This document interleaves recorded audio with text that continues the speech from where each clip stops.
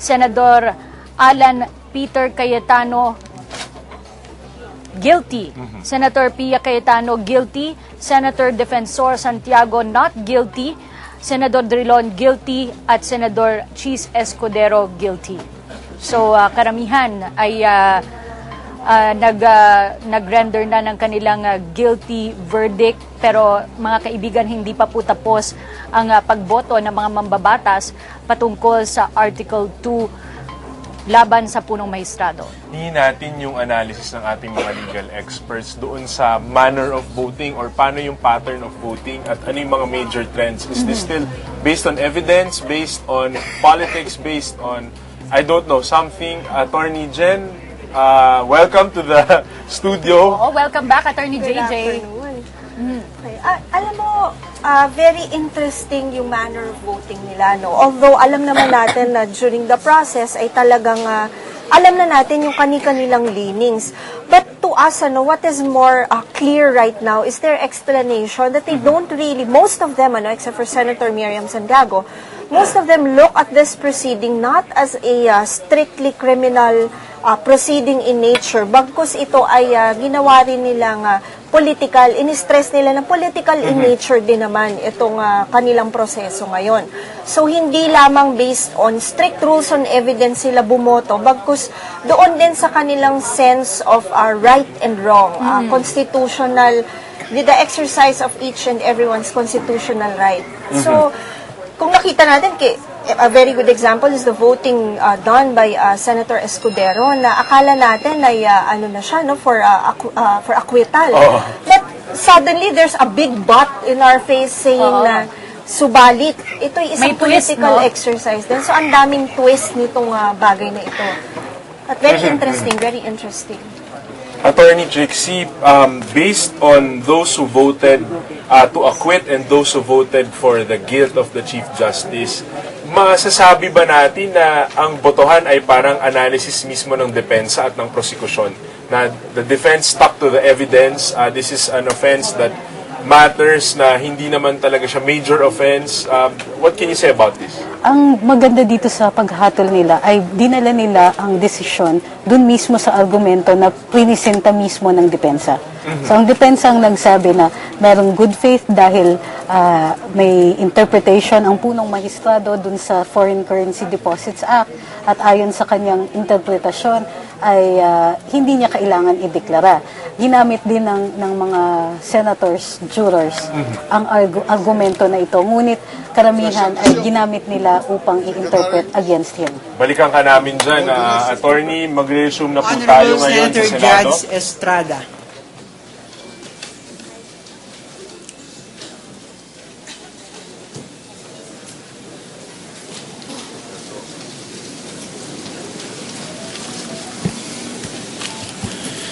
Kagalang-galang na Pangulo ng Senado, sambayan ng Pilipino, magandang hapon po sa lahat.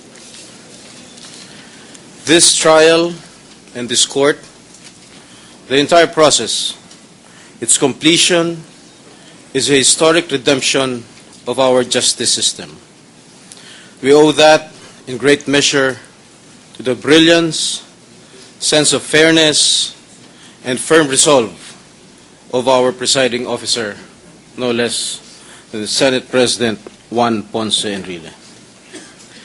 I say redemption because this same process failed to achieve justice for my own father, former President Joseph Ejercito Estrada. It failed because clearly the plan was to resolve the issue in the streets. And it failed, sadly, because the presiding officer at the trial of my father proved to be a partisan himself. Those sordid accounts, those sordid events led this nation to 9 years under the rule of a woman, a small woman, who was installed by the rule of the mob and the imprimatur of a Supreme Court that succumbed to the pressure of that mob. I am more than sure that my father would have been given the chance to be heard fairly, justly, and squarely, katulad ng pagkakataon ipinagkaloob ng impeachment court nito kay Chief Justice Corona. Had the impeachment rules been strictly implemented then in 2001, those private prosecutors who disrespected this court by walking out, thus robbing my father the chance to defend himself, would have not been allowed to do so, much less be held in contempt. Now, today we confront and make history. We make a historic decision this day to pass judgment on the Chief Magistrate of the Supreme Court of this nation after 44 grueling days of trial spread out in 4 difficult months. Our people followed this trial closely, and in this exercise, we have demonstrated to them and to the international community that our country adheres and subscribes to the supremacy of the democratic framework and the majesty in fulfilling the mandate of the most basic of all our laws, the Constitution of the Republic of the Philippines. Sa paglilitis na atin isinagawa sa harap ng sambayanang Pilipino, itinaguyod natin sa ating Senado ang itinadhana ng ating saligang batas. Binigyan buhay natin ang diwa ng mga proseso ng ating batas at binigyan natin ng patas na pagdinig ang panig ng taga-usig at ng nasasakdal. Today, I join the nation in a fervent prayer that we can begin healing the wounds inflicted by the pain of this trial. We pray that we can, as soon as possible, bring closure to this painful episode in the annals of our country. I pray that as we conclude this defining moment, we can unite again as a nation, as a society, and attend to the many pressing problems that face us. I take the view, after hearing the arguments and counter-arguments, that the Chief Justice did not include in his statement of assets and liabilities and net worth his SALN, $2.4 million and 80.7 million pesos. This he admitted in open court.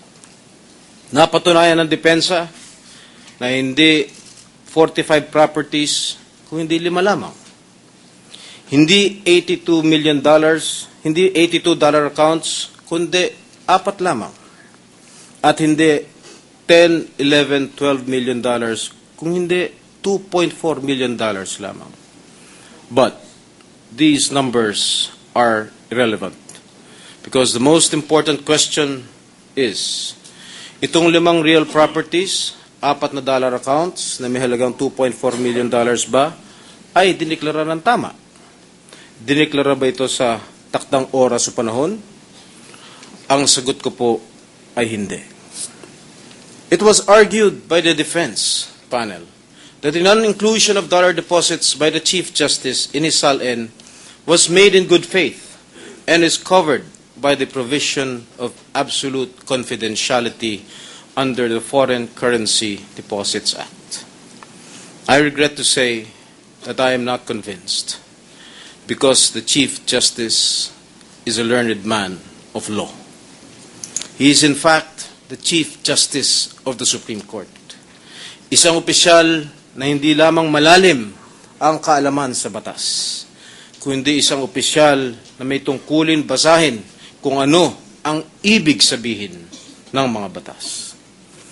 Bilang punong mahistrado, siya ay dapat na may higit na kaalaman at pag-unawa sa diwa ng batas at tungkulin niyang ipatupad ito na walang bahid ng pagtatakip sa pansariling interes.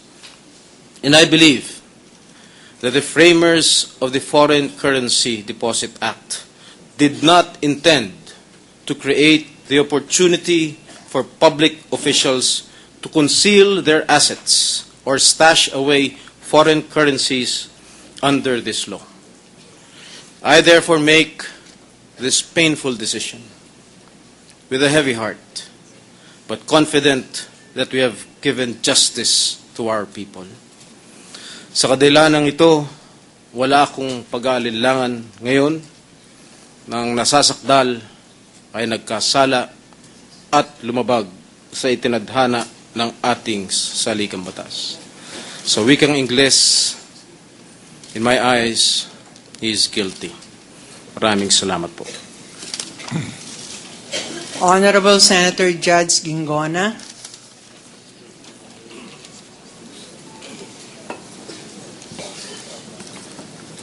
Mr. President, before I proceed, I'd just like to manifest that I will be submitting after my explanation a more comprehensive written decision which will form part of the records. Granted. Ginoong Pangulo, sa paglilitis na ito, ang aking boto ay para sa kasagraduhan at kapangyarihan ng Saligang Batas ng Republika ng Pilipinas. Mr. President, if there is one thing that our nation would have learned in this impeachment process, it is this, that we must renew our respect for and protect the sanctity and primacy of the Constitution of our Republic. Ang ating saligang batas ay sagrado at walang sino mang kapangyarihan sa ating bansa ang mas mataas pa dito. Ito ay sagrado, lahat dito ay dapat sumunod. Ipatupad ito at igalang ito. Ito ay sagrado, kaya lahat ng lingkod bayan, ibinoto o inappoint man sa tungkulin, ay pinasusumpa na ito ay itataguyod at ipagtatanggol. Ang hindi pagsunod, ang hindi pagtupad, ang hindi pagtatagol sa ating saligang batas ay isang malinaw na paglapastangan sa pinakamataas na batas ng ating republika. At sa kaso pong ating nilitis, Ginoong Pangulo, pinag-aralan ko ang mga sumusunod. Nagkaroon ba ng paglabag at paglapastangan sa sagradong saligang batas ng Pilipinas? At kung nagkaroon nga, ang lumabag at lumapastangan ay dapat bang hindi na payagang manatili sa kanyang pwesto at tungkulin? Inahayag ba ng nasasakdal ang lahat ng assets, liabilities at net worth niya bilang pagsunod sa utos ng saligang batas? Ang sagot ko po, hindi po ginawa. Nagkaroon ba ng bahid ang kanyang integrity at probity sa panahon ng kanyang panunungkulan sa pinakamataas ng korte ng ating bansa? Ang sagot ko po, opo, nagkaroon po ng malaking bahid. Nilabag ba niya ang utos ng saligang batas na siya ay dapat maging accountable to the people sa lahat ng pagkakataon at maglingkod ng may utmost responsibility, integrity, and loyalty? Ang sagot ko po, opo, nilabag po. One of the action of the accused stands out, Mr. President. Mula mismo sa mga labi ng nasasakdal, inamin niya na nakadeposito sa iba't ibang mga bangko ang mga salapi niya na nagkakahalagang 80 milyong piso at $2.4 million. Pero nasaan ito? Nasaan ito sa kanyang sinumpaang statements of assets, liabilities, and net worth? Idedeklara lamang ba ito kung kailan gugustuhin ng isang mataas na opisyal? Pwede ba siyang magtago sa likod ng Foreign Currency Deposits Act? Mr. President, ito ay isang pagbaluktot ng provision ng Constitution. How can one man use the very same Constitution which mandates full public disclosure to justify concealment of millions of dollars in his personal bank account. This is constitutional perversion in its ultimate form. Ginoong Pangulo, sino ba ang inaasahan ng ating bansa at lipunan para maging pangunahing tagapagtanggol ng saligang batas? Hindi ba't ang Korte Suprema? Anong aasahan natin pagtatanggol kung ang mismong pinuno nito ang unang humahanap ng butas para baluktutin ang ating saligang batas? Ang saligang batas ay sagrado. Ano man paglusot sa mga utos nito, ano man pagbaluktot dito, ay paglabag at pagbabastos sa pinakamataas na batas ng bansa. The Constitution above all. Ginoong Pangulo, batay sa ebidensya, sa mga mismong mga sinabi at pag-amin ng nasasakdal, at bilang pagkilala sa kasagraduhan ng saligang batas ng Pilipinas, ito ang hatol ko. Ang nasasakdal na punong mahistrado ng Korte Suprema ay hindi na po karapat-dapat sa pagtitiwala ng sambayanang Pilipino. Mr. President, I vote to convict the accused Chief Justice of the Supreme Court. Maraming salamat po. Secretary. Honorable Senator Judge Honasan.